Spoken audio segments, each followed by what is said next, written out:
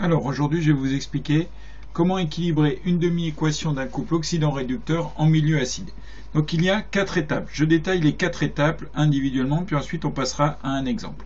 Première étape, on équilibre les éléments autres que les hydrogènes et les oxygènes. Deuxièmement, on va équilibrer les oxygènes en ajoutant autant de molécules d'eau que nécessaire. Et la troisième étape, en rajoutant des molécules d'eau, en fait, on a ajouté des hydrogènes. Donc, on va équilibrer ces hydrogènes en ajoutant autant d'ions H+ que nécessaire. La dernière étape consiste à équilibrer les charges électriques avec les électrons.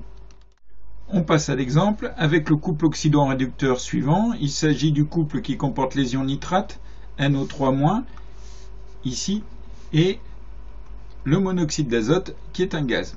Alors, première étape, on équilibre les éléments autres que les oxygènes. Ici, un azote, donc j'ai pas besoin d'équilibrer, c'est déjà fait. Deuxième étape, maintenant, on va équilibrer les oxygènes. De ce côté-là, j'ai 3 oxygènes. Ici, 3 oxygènes. De l'autre côté, j'ai un seul oxygène. Donc, pour équilibrer les oxygènes, il faut que je rajoute du coup 2 molécules d'eau. Je me retrouve comme ça ici avec 3 oxygènes, 1 plus 2 avec 3 molécules d'eau, l'eau étant à l'état liquide. Troisième étape, on équilibre les hydrogènes.